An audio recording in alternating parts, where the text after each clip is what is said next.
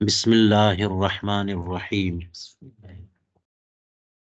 الاشباح والنظائر میں کتاب الاجارہ کا درس جاری ہے۔ مزید مسائل دیکھیے جو ضوابط کی حیثیت رکھتے ہیں۔ ایک مسئلہ ہے آج کا، اجارۃ المنادی والسمسار والحمال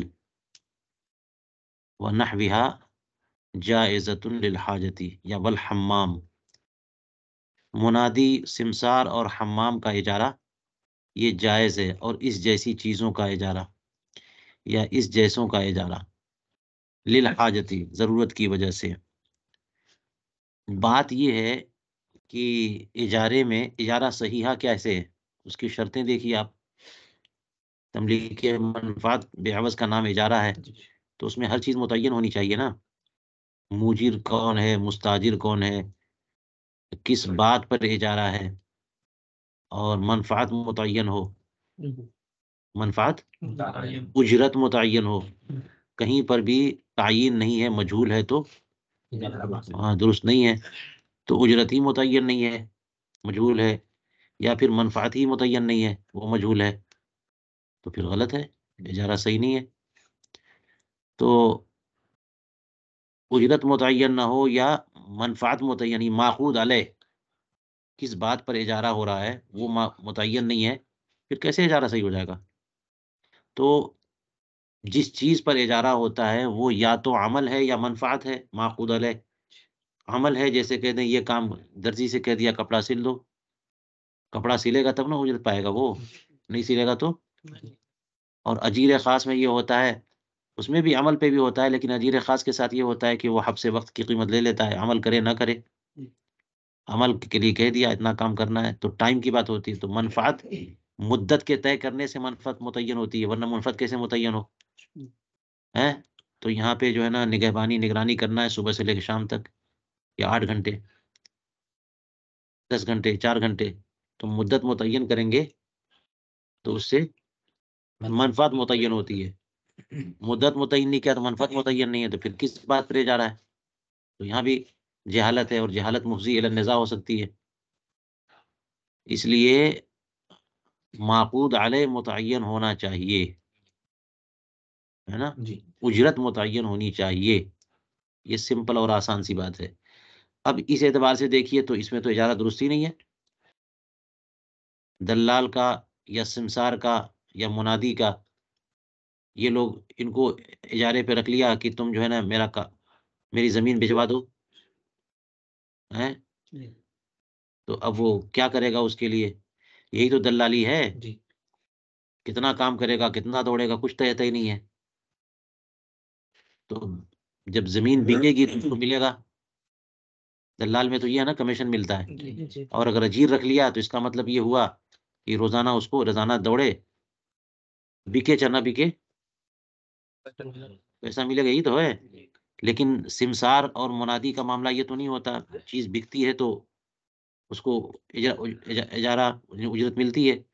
تو اب یہ کہ منادی کو اجارے پہ رکھنا یہ ذاتی طور پر، یعنی اجارے کے جو اصول اور شرائط ہیں اس کے اعتبار سے درست تو نہیں ہے کہ تم جو ہے گلی کوچے میں چلاؤ، آواز لگاؤ کہ فلاں سامان بکنے والا، فلاں مکان بکنے والا ہے، جاؤ۔ تو وہ ندا کرے گا تو جو ہے نا اس پہ اس کو اجرت ملے گی۔ تو یہ خالی اعلان کرنا یا ندا کرنا، یہ کیسا عمل ہے جس پر اجرت ہو؟ کتنی ندا کرنی ہے، کتنی آواز لگانی ہے، کتنی آواز سے لگانی ہے، وہ تو عمل کیسے متعین ہوگا؟ وقت متعین کریے تو ہو جائے گا۔ تو منادی کو اجارے پہ رکھنا، یا سمسار کہتے ہیں وہی دلال کو، ہے نا، زمین اب وہ کتنا دوڑے گا، کہاں سے کسٹمر لائے گا، کیسے کرے گا، یہ سب تو مشکلات ہے نا، اس میں کچھ طے نہیں ہے۔ تو اس لیے سمسار کو بھی اجارے پہ رکھنا یہ سمجھ میں نہیں آتا ہے۔ آپ طے کر دیے کہ صبح سے شام تک دوڑے اتنا ٹائم کے لیے، پھر اجارہ تو درست ہو جائے گا۔ لیکن سمسار کا یہ معاملہ ہوتا نہیں، اس کو اختیار دیا جاتا ہے۔ اصل بات ہوتی ہے کہ تم ہمارا مکان بھجوا دو، ٹھیک ہے، اس میں بھی ماخوذ علیہ ہے کیا؟ فروخت کر دینا، یہ تو اس کے اختیار میں نہیں ہے۔ فروخت کر دینا، بیچوا دینا جو اس کے اختیار میں ہے. تو ایسی بات پر اجارہ ہو رہا ہے جو اس کے اختیار میں نہیں. کوئی خریدار ملے گا تب تو. 10 سال تو گھومتا رہا، ایک خریدار نہ ملا تو کس بات پر آپ نے اجارے پہ رکھا ہے؟ مرضی کسی کی خریدے نہ خریدے. بات سمجھ میں آ رہی ہے؟ اس لیے سمسار اور منادی ان لوگوں کو اجارے پہ رکھنے کا مطلب کیا ہوتا ہے؟ کہاں سے یہ لوگ بھجوا پائیں گے؟ ہو سکتا ہے فوراً کوئی کسٹمر مل جائے، ہو سکتا ہے سال بھر کسٹمر نہ ملے، تو کس بات پر ہے؟ اس کے اختیاری میں.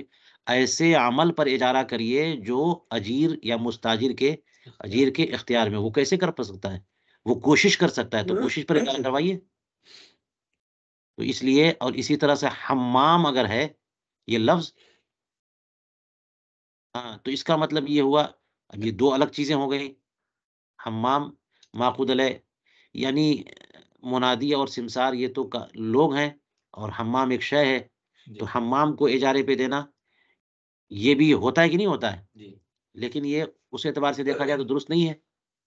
کیوں؟ اس لیے کہ ایک غسل خانہ حمام جو ہے اجارے پہ دینا کہ 5 روپیہ پر غسل یا 100 روپیہ پر غسل ایک مرتبہ، تو کتنی دیر تک وہ غسل کرے گا؟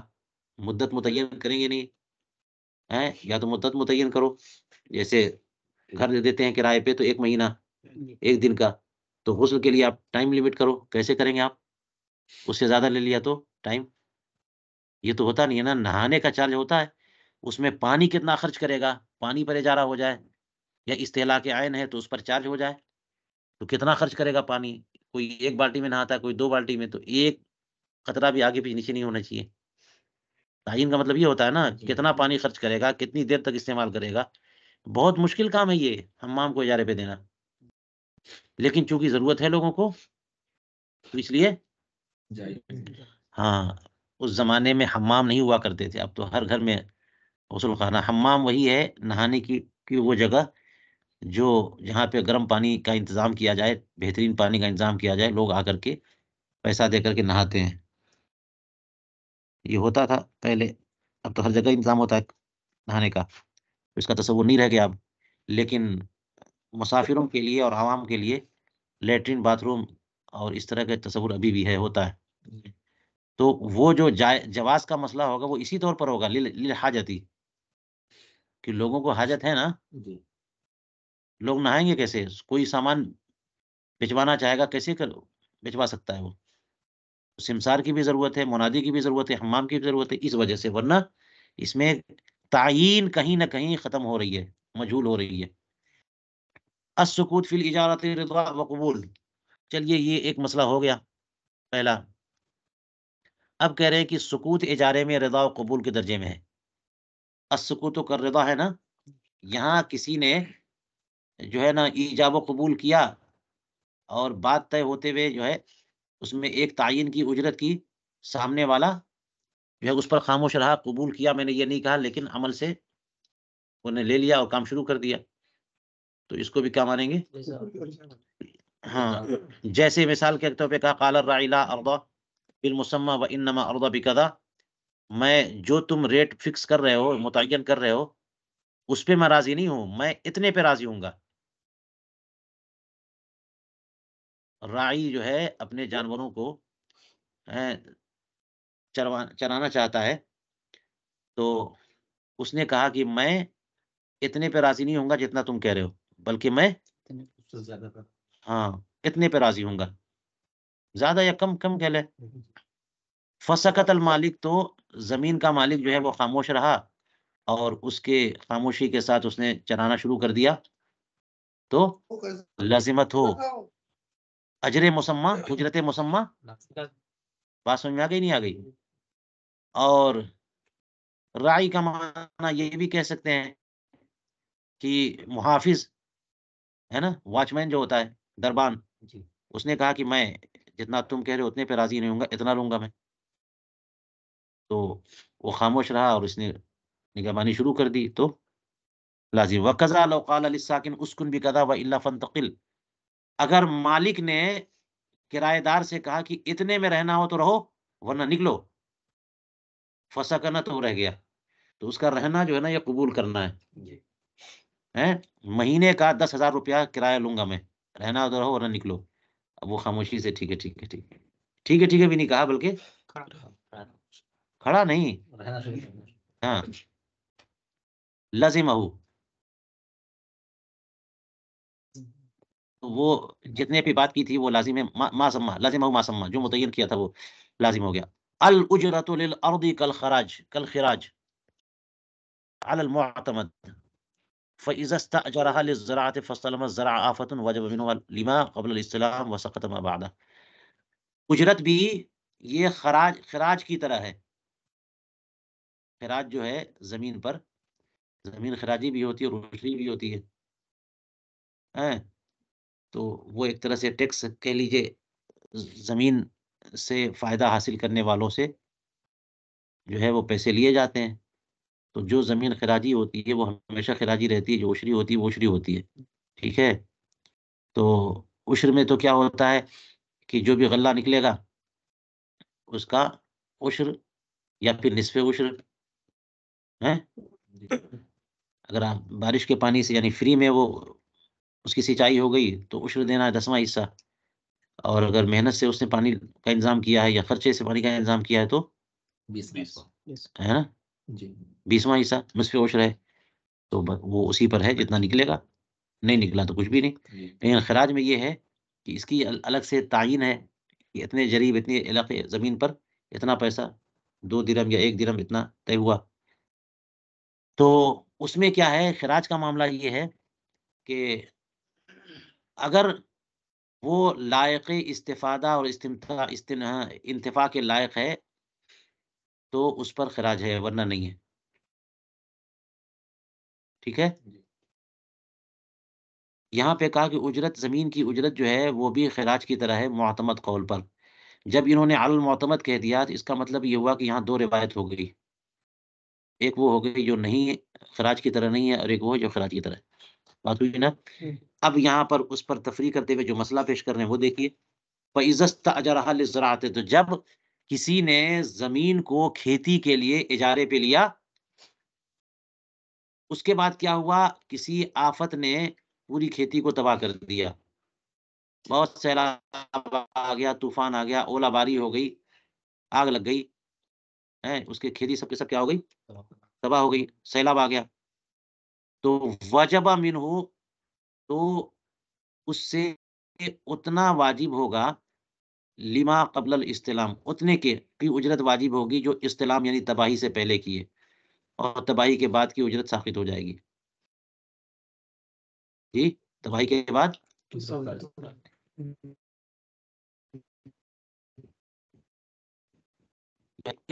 اور یہ تفریح خراج پر نہیں جا رہی ہے، خراج کے خلاف جا رہی ہے، یہ اجارے پہ جا رہی ہے. اجارے میں یہ ہوتا ہے، اجارے میں اجرت کب ہے، تمکن، ہاں تمکن میں انتفاع پر ہے، یا تو حقیقت انتفاع ہو یا تمکن ہو. تو جتنا تمکن ہے، جتنا انتفاع ہے، اتنے کا چارج ہوا، اور جہاں تمکن ختم ہوا تو ختم. جیسے غصب والا مسئلہ پڑھا آپ نے، کسی نے مکان دیا اور جتنے دن رہا مکان گر گیا، برباد ہو گیا، یا کوئی غاصب آ گیا، تو جتنے دن رہا اتنے کا دینا پڑے گا نا. اور جب سے تمکن ختم ہوا تب سے ختم. تو یہ معاملہ ہے. تو اجرت کا معاملہ یہ ہے کہ جتنا انتفاع اتنی اجرت، اور جہاں سے انتفاع ختم وہاں سے اجرت ختم. ٹھیک ہے. تو یہ ایک قول ہوا. اور خراج کا معاملہ یہ نہیں ہے، خراج کا یہ ہے کہ پورے کے پورے طور پر حقیقت انتفاع ہو، لہٰذا حاصل بہت دن تک فائدہ اٹھایا اور حاصل کچھ نہیں نکلا تو پھر خراج کچھ بھی نہیں ہے. کھیتی کے لیے زمین جو ہے نا اس نے کرائے پہ لی، تو اگر کرائے پہ لی تو جتنی کھیتی کی، جتنے دن استعمال کیا اتنی اجرت واجب، اور جب تباہی ہو گئی تو اجرت نہیں ہے. اگر خراج کے معاملے کو لیں تو اس کا مطلب یہ ہوا کہ جب وہ کھیتی اس کے لیے سلامت ہی نہ رہی تو پھر خراج کس چیز کی، کس چیز کا خراج، بات سمجھ میں آئی. اسی لیے کہتے ہیں کہ جب جو چیز جس زمین پر خراج لے رہے ہیں وہ قابل عمل نہیں ہے، قابل استعمال نہیں، کوئی فائدہ نہیں ہے، تو پھر خراج نہیں ہے. یہ قبل اور بعد والا معاملہ نہیں ہے کہ جتنے دن استعمال کیا اس نے، اگر اتنے دن وہ کھیتی لے چکا، فصلیں نکال چکا، استفادہ کر چکا تو ٹھیک ہے. لیکن مہینے 2 مہینے تک کھیتی لگی رہی، فصلیں لگی رہی، پھر استعمال نہیں کر سکتے، یہ خراج کا مسئلہ ہے. اسی لیے علامہ حموی نے اس پر کہا کہ فتاوی والوالجیہ میں مسئلہ یوں لکھا ہوا ہے. بس لیکن ظاہر یہی ہے، انہوں نے کہا کہ اجرت جو ہے وہ خراج کی طرح ہے، معتمد قول معتمد پر. اور جو دوسرا قول ہے وہ یہ کہ خراج کی طرح نہیں ہے. اگر خراج کی طرح ہو تو اس کا حاصل یہ نکلے گا کہ کھیتی جو کھیتی کے لیے لیا، کھیتی کی اور کچھ دنوں کے بعد تباہ ہو گئی تو اجرت بالکل واجب نہ ہو، ہے نا. اور یہاں کیا کہا؟ قبل استلام واجب ہے، بعد استلام لا يلزم المقاری الذهاب معها ولا ارسال غلام معها وانما يلزم الاجر تقبض. کیا ہے اجر؟ اجر. وانما يلزم الاجر بتخلیتها. مقاری پر دابہ کے ساتھ جانا لازم نہیں ہے. معها ہا ضمیر اور مرجع کچھ نہیں بتایا، تو کدھر جا رہے؟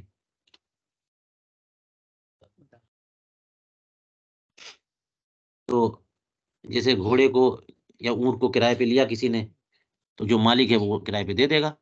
اب لے کے جانا یہ ضروری نہیں ہے. گاڑی کسی کو کرائے پہ چاہیے تو گاڑی کرائے پہ دے دیا. اب لے کے جانا یہ ضروری نہیں ہے اس کام کے لیے، کیونکہ وہ قابل عمل چیز تو ہے، استفادہ کر سکتے، آپ لے کے جاؤ. تو جو جانور کو کرائے پہ دینے والا ہے اس پر اس جانور کے ساتھ جانا یہ لازم نہیں ہے کہ تب جا کر کے اجرت اس کا مستحق ہوگا. اس نے تخلیہ کر دیا اور جانور کو آپ کے حوالے کر دیا، اپنا تسلط ہٹا دیا، کرایہ اس کا بننے لگ گیا. ہاں، نہ تو خود جانا لازم ہے اور نہ اس کے ساتھ اپنا غلام بھیجنا. اجرت کیسے لازم ہو جائے گی؟ تخلیہ سے، ہے نا. تخلیہ سے یعنی جانور کو ہاں دے دیا اور اپنا ہاتھ ہٹا لیا، الگ ہو گیا، بس اس سے اجرت واجب ہو جائے. یہ مسئلہ آسان ہے. استاجرہ لحفر حوض 10 فی 10 وبین العمق فحفر 5 فی 5 کان له ربع الاجر. کسی نے کسی کو اجرت پہ رکھا، اجیر رکھا، مزدور رکھا کہ ایک حوض کھود دے 10 بائی 10، 10 گز چوڑا اور 10 گز لمبا، 10 در 10 حوض جو ہے وہ کھود دو. اور عمق بھی بتا دیا کہ 6 انچ یا 1 فٹ یا 4 فٹ یا 4 فٹ 5 فٹ، جو بھی عمق بتا دیا. اور اجرت بھی طے کر دی کہ 10 در 10 جو ہے آپ چوڑائی اور لمبائی میں اور عمق بھی. تو عمل تو بتا دیا نا، اتنا آپ پورا تیار کر دو گے تو ہم آپ کو 10,000 روپے دیں. تو اس نے کیا کیا؟ فحفرہ 5 فی 5، تو 5 در 5، 5 بائی 5، 5 گز چوڑا 5 گز، اتنا حوض کھودا اس نے. تو اسے آدھا نہیں مل جائے گا، کانا لو ربع الاجر. کتنا پیسہ ملے گا؟ چوتھائی. 10,000 پہ بات ہوئی تھی تو 2,500، آدھا نہیں. تو 10 در 10 کے بجائے 5 در 5 جو ہے نا اس کا آدھا نہیں ہو گیا، وہ چوتھائی ہو گیا. کیوں؟ اس لیے کہ 10 کو 10 میں ضرب دیں گے تو 100 نکلا نا. 100 گز پوری مساحت جو ایریا بنتا ہے، مساحت وہ کتنا ہے؟ 100. 10 در 10 کو 10 کو 10 میں اگر ضرب دیں گے تو، اور 5 کو 5 میں ضرب دیں گے تو 25. تو 100 کا 25 کتنا ہوا؟ نسبت دیکھو، 100 میں 25 چوتھائی ہے، تو اجرت بھی چوتھائی. انا له ربع الاجر لان العشرة في العشرة 100 والخمسة في الخمسة 25. جی 10 در 10 تو 100 بنتے ہیں اور 5 در 5 جو ہے وہ 25 بنتے ہیں. تو ربع العمل، ہاں تو اس کے لیے ربع العمل ہی تو ہوا، پورا عمل تو کیا نہیں، تو چوتھائی چال بھی ملے گا. استاجرہ لحفر قبر فحفرہ فدفن فیہ غیر میت المستاجر فلا اجر لہ. اسے اجیر رکھا تھا اس نے قبر کھودنے کے لیے، تو اس نے قبر تو کھود دی لیکن مستاجر کی میت کے علاوہ کسی دوسری میت کو دفن کر دیا، تو اسے کیا؟ لأن الأجرة في الأجرة جميعا. اس کو بتا رہے ہیں یا چھوڑ گئے. ہو گیا ترجمہ کیا میں نے کر دیا.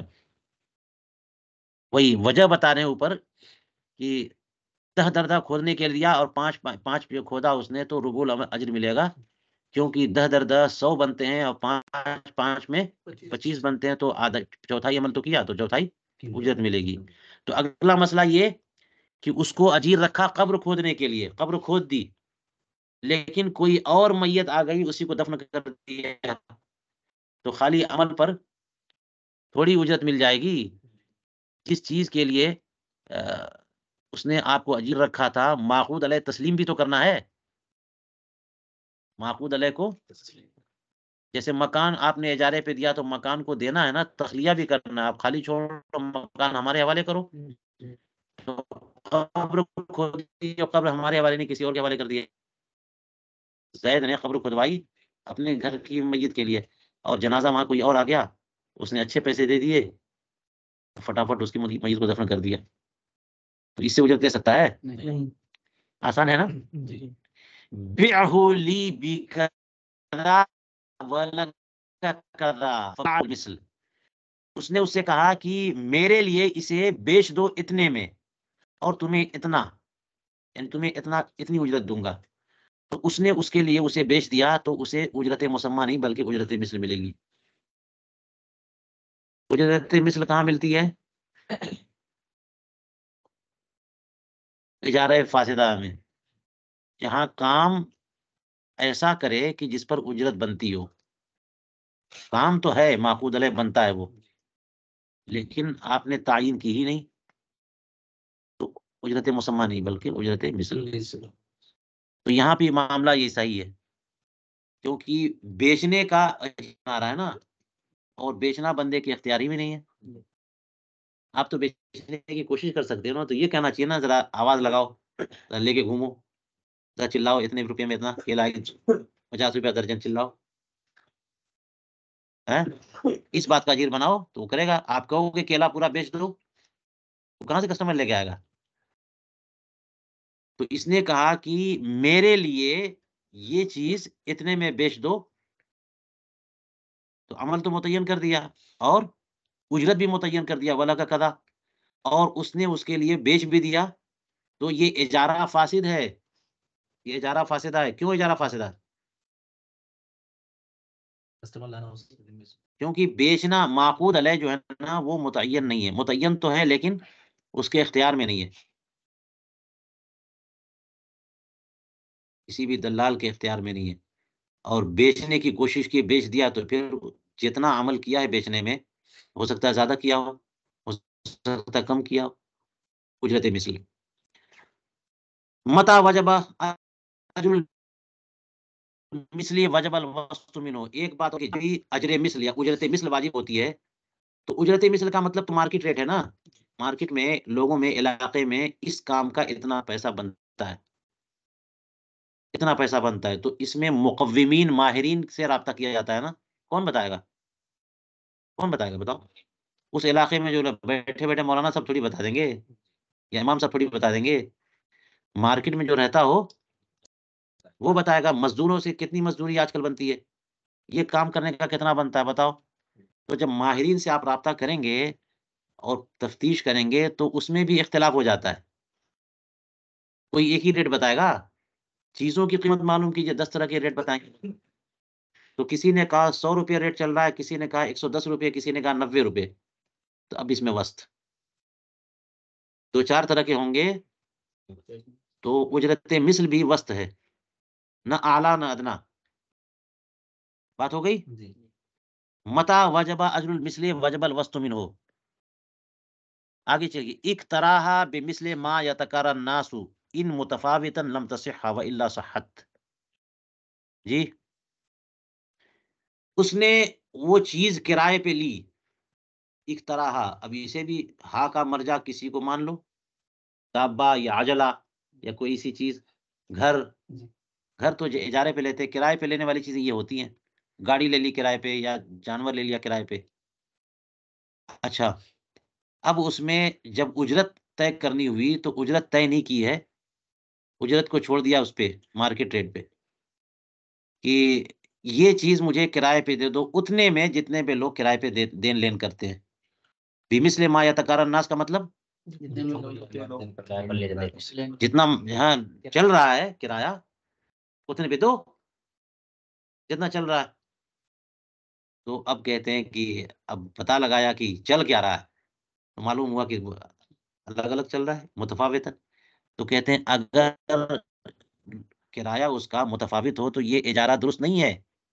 اور اگر ایک ہی کرایہ متعین چل رہا ہے جو چل رہا ہے تو پھر یہ اجارہ بات سمجھ میں آ گئی نا. تو یہ اجارہ اگر متفاوت ہے تو اجارہ درست نہیں ہوگا. اسی لیے اوپر بتایا کہ ایسی صورت میں کیا ہے اجرت مثل ملتی ہے.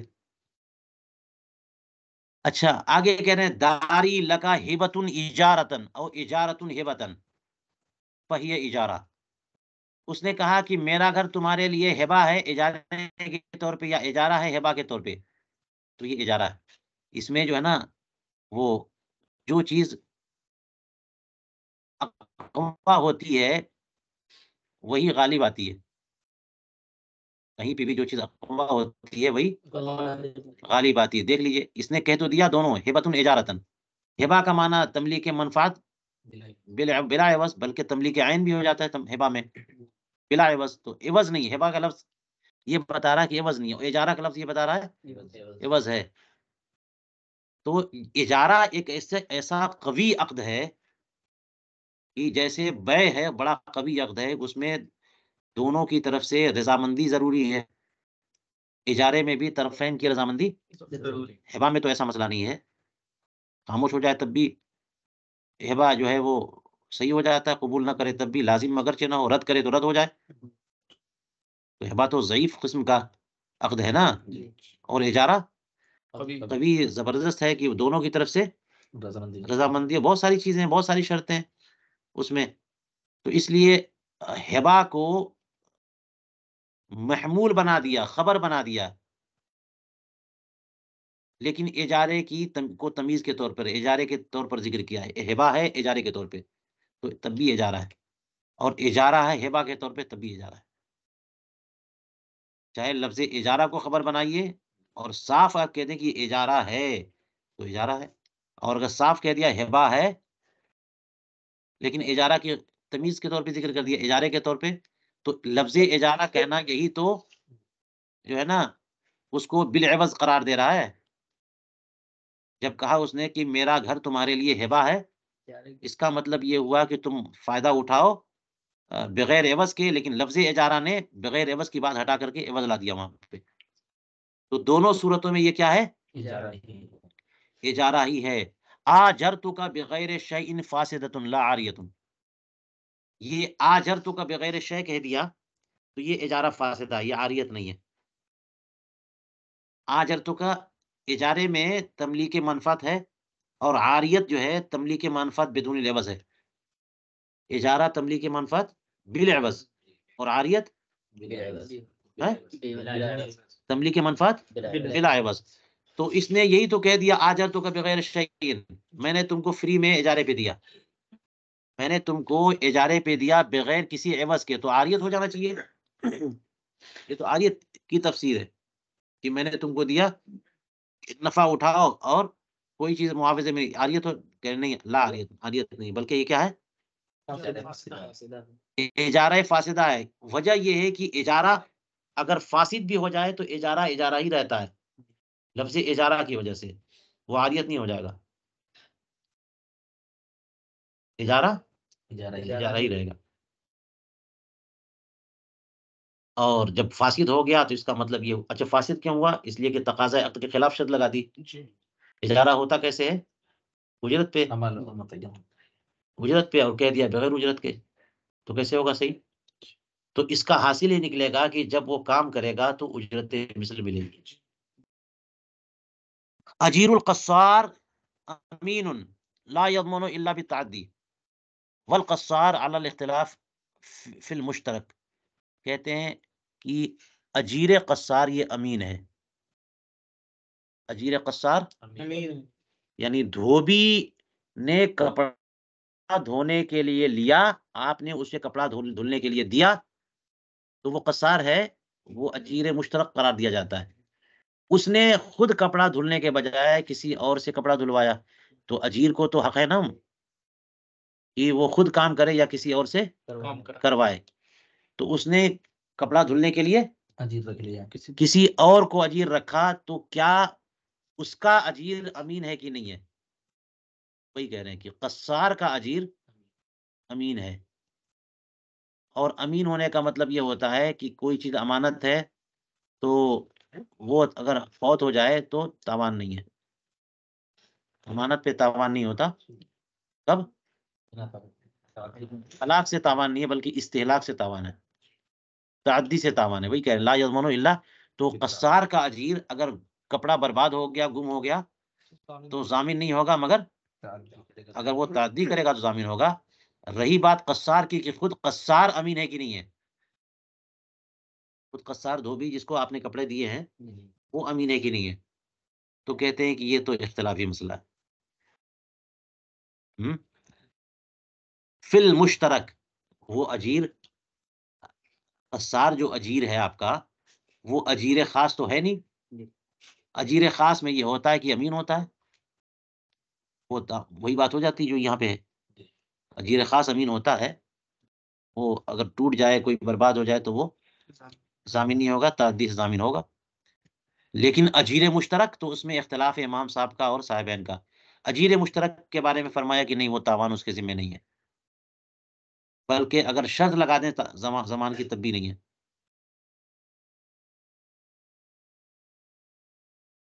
اور صاحبین نے کہا کہ اجیر مشترک میں تاوان ہے. جی اس میں دیکھیے آپ کو مل جائے گا.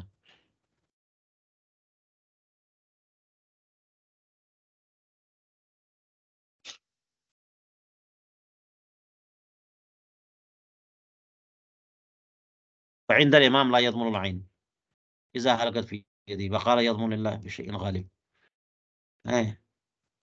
صاحبین کہتے ہیں کہ ضامن ہوگا اور امام صاحب فرماتے ہیں کہ ضامن نہیں ہوگا. چلیے شرط نہ ہونے کی صورت.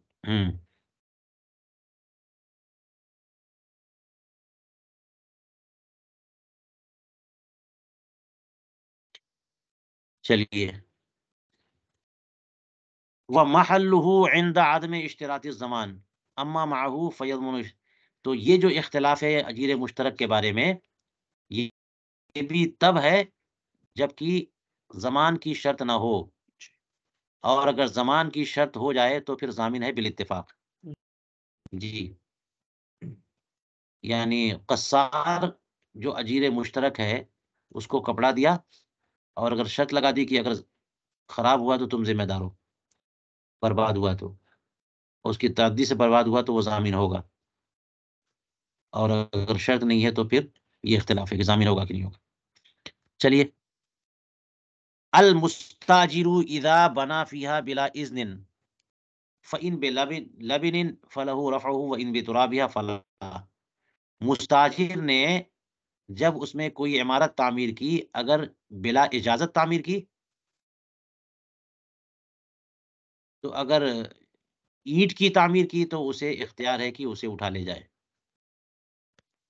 اور اگر مٹی کی تو نہیں. یعنی کسی نے کسی کی زمین جو ہے اجارے پہ لیا اور اس کی اجازت سے وہاں گھر بنایا اس نے، تو اگر وہیں سے مٹی اٹھا کر کے اس نے مٹی گارا بنا کر کے اس کی اینٹ تیار کروائی ہے اور پھر اس اینٹ کا مکان بنایا، یا پھر یہ کہ بھائی مٹی اٹھا کر کے لاد کر کے مٹی کا مکان بنایا، اینٹ نہیں، جو پہلے کچے مکان ہوا کرتے تھے، گارا مٹی کا اس نے جو ہے مکان بنا لیا. تو مٹی کو استعمال کر کے ہی مکان بنایا یا مٹی کو اینٹ بنا کر کے پھر مکان بنایا.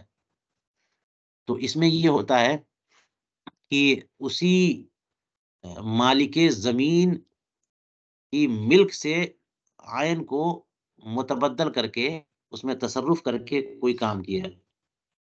مٹی کو مٹی نے رہنے دیا، اس کو اینٹ بنا لیا تو تغییر ہو گئی نا. اس میں تو معاملہ یہ ہو جاتا کہ بدل دیا تو پھر یہ تمہارا ہو گیا، آپ اس کا پیسہ دو، قیمت دو. اتنی مٹی تم نے استعمال کر لی تو اتنی مٹی کم ہو گئی ہماری، اس کو اینٹ بنا دیا تو یہ کچھ اور چیز ہو گئی جسے مٹی ہم نہیں کہہ سکتے.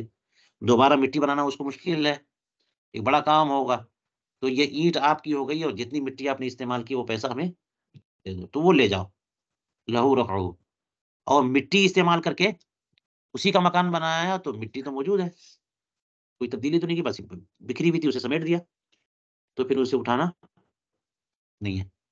بات سمجھ میں آ گئی؟ جی زمین کی ہاں کہ گرد و غبار اور مٹی سے ہی اگر مکان بنایا تو اسے لے جانے اٹھانے کا حق نہیں ہے۔ لا ضمان علی الحمام والثياب الا بما يضمن به المودع۔ اگلا مسئلہ کہہ رہے ہیں کہ حمامی اور سیابی پر ضمان نہیں ہے۔ حمامی یعنی جو حمام اجارے پہ دے رہا ہے، جی جی اور اسی طرح سے سیابی یعنی جو کپڑے کی محافظت پر اجیر بنا ہوا ہے، تو کپڑے کی دیکھ بھال کر رہا ہے، کپڑے اتار کر کے رکھ کر کے جائے اور نہا کے آئے، تو یہ لوگ ان پر ضمان نہیں ہے، مگر تبھی الا بما یضمن به المودع، مگر وہی جو کہ مودع جس کا ضامن ہوتا ہے، اور مودع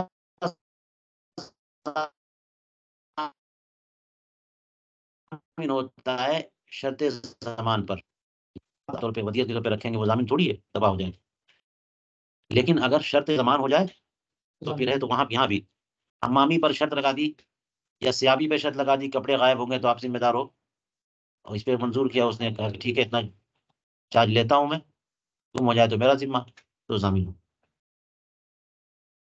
تفسد اجارت الحمال، حمام نہیں بلکہ ہاں لطعام المعین، ہاں یا للطعام المعین، ہاں بیان المدتی، حمال کا اجارہ فاسد ہے جو متعین غلے کو اٹھانے کا اجارہ کرے مدت کے بیان کے ساتھ،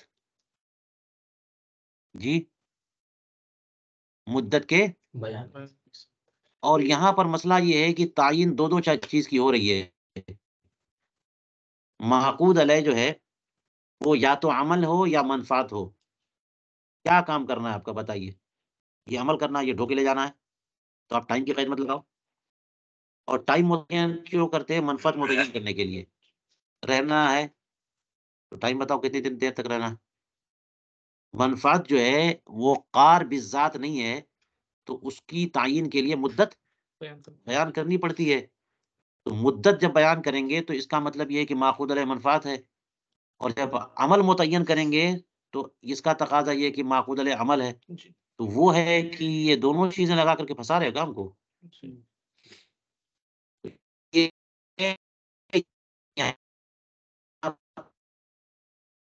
ایک بات آ گئی، چیزی آ گئی، یہ غلہ ہے، اس کو ڈھونا ہے، اور ساتھ میں کہہ رہے ہیں اتنی دیر تک ڈھونا ہے، آپ یہ کہیے نا اس کو ڈھو کے وہاں لے جانا ہے، ہیں؟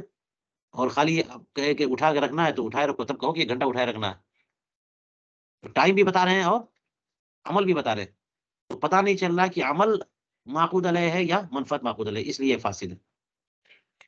وقضا بشرط الورق علی الکاتب، اسی طرح سے اجارہ فاسد ہو جاتا ہے کاتب پر ورق کی شرط لگانے سے، کہ کسی کو کچھ لکھوانا ہے تو اسے کاغذ لے کے آنا ہوگا، جو مستاجر ہے اسے کاغذ وغیرہ لے کے آنا ہوگا، وہ کہ کاغذ بھی آپ پہ اوپر ہے، تو پھر یہ اجارہ کیسا ہے؟ یہ شرط فاسد کے ساتھ اجارہ ہے۔ کچھ ایسے عمل جس میں کچھ چیز خرچ ہوتی ہے، لیکن مارکیٹ کا اور علاقے کا ایک عرف ہے کہ جو چیز خرچ ہو رہی ہے وہ جس سے ہم اجرت لے رہے ہیں، جس کو ہم نے اجارے پہ رکھا ہوا ہے، وہ اسی کے پاس ملتی ہے، تو اس کی شرط لگا سکتے ہیں، یہ تقاضۂ عقد کے مطابق ہے، لیکن جس چیز کو کرنا ہے وہ تو آپ دیں گے، مٹیریل تو آپ دیں گے، وہ معہود نہیں ہے کہ وہی لے کے آئے گا، تو اسی کی شرط لگا دیں گے تو تقاضۂ عقد کے خلاف ہو جائے گی بات۔ جیسے اپنے کپڑے کو رنگنا ہے تو آپ کہتے ہیں رنگ آپ کا تو چلے گا، منشی ہے کاتب ہے تو روشنائی اور قلم آپ کا تو یہ چلے گا، ہے یہ روشنائی آپ کی، یہ قلم آپ کا، یہ کاغذ بھی آپ کا، یہ نہیں چلے گا. آپ کو اپنی جگہ پہ لکھوانا ہے، لکھواؤ. کپڑا سلوانا ہے تو شرط لگا دی کپڑا آپ کا. درزی کی طرف سے کپڑا ہوگا، یہ کیسے ہوگا؟ کپڑا آپ لے آؤ. دھاگے کی بات کرو تو دھاگا درزی کا. یہ ہوتا ہے سوئی درزی کی، مشین درزی کی، دھاگا درزی کا، لیکن کپڑا ہمارا جو سلوائے گا. تو اسی طرح سے آپ کو کچھ لکھوانا ہے تو کاغذ آپ کا اور روشنائی اس کی. اگر کہہ دیا کاغذ بھی منشی کاتب کا تو یہ فاسد ہے. شرط الحمامی ان اجرا زمن التعطیل محطوط عنہ صحیح، کہ حمامی نے یہ شرط لگا دی. اور حمامی سے مراد مجھے لگتا ہے یہاں پر حمام کو اجارے پہ لینے والا، نہ کہ مالک. اس نے یہ شرط لگائی کہ تعطیل کا زمانہ جو ہے یہ محطوط عنہ ہو، یہ حد کر دیا جائے گا. تو یہ کی اجرت حد کر دی جائے گی، زمن تعطیل کی اجرت ہاں یہ ساقط کر دی جائے گی. تو یہ شرط لگانا درست ہے کہ نہیں؟ کہتے ہیں صحیح. لا ان یحط قضا، لیکن یہ شرط لگائی کہ اتنی رقم یا اتنا پیسہ یا اتنی اجرت حد کر دیں گے، یہ ٹھیک نہیں ہے. اس کا مطلب کیا ہوا؟ بات تو وہی لگ رہی ہے. مطلب یہ ہوا کہ کوئی ایسی شرط جو تقاضائے عقد کے مطابق ہو وہ صحیح ہے، اور تقاضائے عقد کے خلاف تو صحیح نہیں. تو جب تعطیل کی بات کر دی تو یہ تقاضائے عقد کے مطابق بات لگتی ہے کہ یہ ہم آپ کا غسل خانہ سال بھر کے لیے کرائے پہ لیتے ہیں ہم، اور اتنا پیسہ دیں گے، لیکن چھٹی کے جو ایام ہیں اتنا چارج مائنس کرنا ہوگا. معقول سی بات ہے کہ چھٹی کے ایام میں ہم رہیں گے نہیں یہاں پہ، یا اتنے دنوں میں جو ہے نا غسل خانہ بند رہتا ہے، تو بند رہنے والے ایام جو ہے نا اس کو مائنس کریے، آپ ثابت کریے. یہ شرط صحیح ہے. لیکن اگر یہ کہا چھٹی کا ایام کا حساب لگا کر کے کہ 2 مہینہ چھٹی ہوتی ہے تو سال بھر کا چارہ لیا اتنے پہ، اور اتنا پیسہ مائنس کریے، آپ اس کا ذکر نہیں کر رہے. تو اجارہ اس لیے ہوتا ہے کہ پیسہ معاف کرے. اجارہ تو منفعت اور اجرت پہ ہوتا ہے نا. وَتَفْسُدُ بِشَرْطِ كَوْنِ مُعُونَةِ الرَّدْ عَلَى الْمُسْتَأْجِرِ، اس طرح سے بھی اجارہ فاسد ہو جاتا ہے کہ مؤونت الرد مستاجر کے ذمے، یعنی واپس کرنے میں جو اخراجات ہوں گے وہ مستاجر کے ذمے. واپس کرنا تو اسی کی ذمہ داری ہے، لیکن اس کی مؤونت اور جو اخراجات ہوں سب جو خرچ پڑے گا نا، وہ خرچ سارا کے سارا مجیر پہ پڑنا چاہیے. اور مستاجر تو پیسہ دے رہا ہے نا، مستاجر کیا کر رہا ہے؟ وہ تو اجرت دے رہا ہے. وہ بھی اشتراطی خراجها وعشرها على المستاجر. اور اسی طرح سے یوں اجارہ بھی فاسد ہو جاتا ہے کہ زمین کو اجارے پہ دیا اور کہا کہ جو بھی خراج ہے یا عشر ہے وہ سب کے سب مستاجر کے ذمے. تو مستاجر کے ذمے نہیں ہوتا ہے. زمین پہ جو خراج ہے وہ سب آپ کو دینا ہوگا، یا جو عشر نکلے گا یا نصف عشر غلے کا وہ سب آپ کو. نہیں ایسا نہیں مستاجر کو تو ایسا نہیں ہے، بلکہ پوری انکم اور پوری آمدنی پوری فصل پر عشر ہوتا ہے. اب بٹائی کریں وہ لوگ جتنا بھی اتنا ہے نا. ایک کھیت پہ جتنا غلہ نکلا تو ماں خرچہ جو کچھ بھی نکلا ہے اس پر عشر ہے. یہ نہیں ہے کہ اس نے یہ مالک ہے تو مالک خالی عشر دے گا، یا وہ جو ہے نا مستاجر ہے کرائے پہ اس نے بٹائی پہ لیا اس پہ وہ دے گا عشر. نہیں، جو نکلا ہے پورے پر عشر ہے. اسی طرح خراج بھی پورے پر ہے. اگر شرط لگا دی کہ تم خراج دو گے یا تم عشر دو گے تو یہ شرط ہے کہ زمین تم واپس کرو گے ہے نا جوت کر کے، جوتی بھی واپس کرو گے. پوری کی پوری زمین جو ہے نا وہ کھیتی کیا اور غلے نکالے اور پھر واپس کر دینا. تو اس نے کیا شرط لگائی؟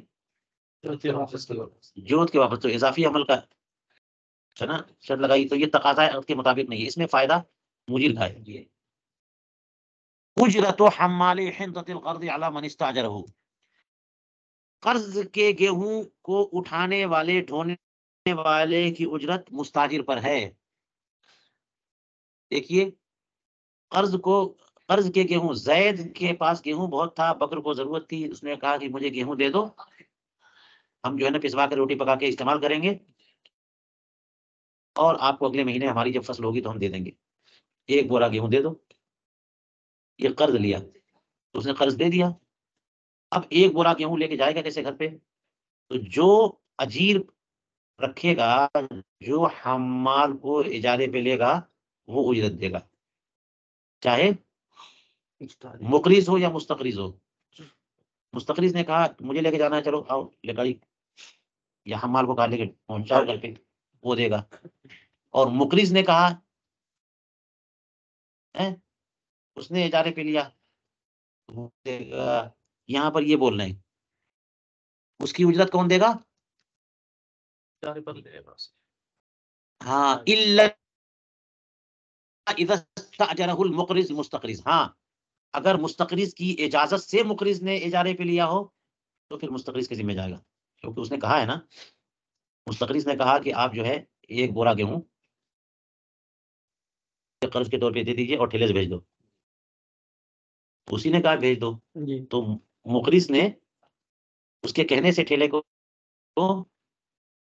والے کو کہا کہ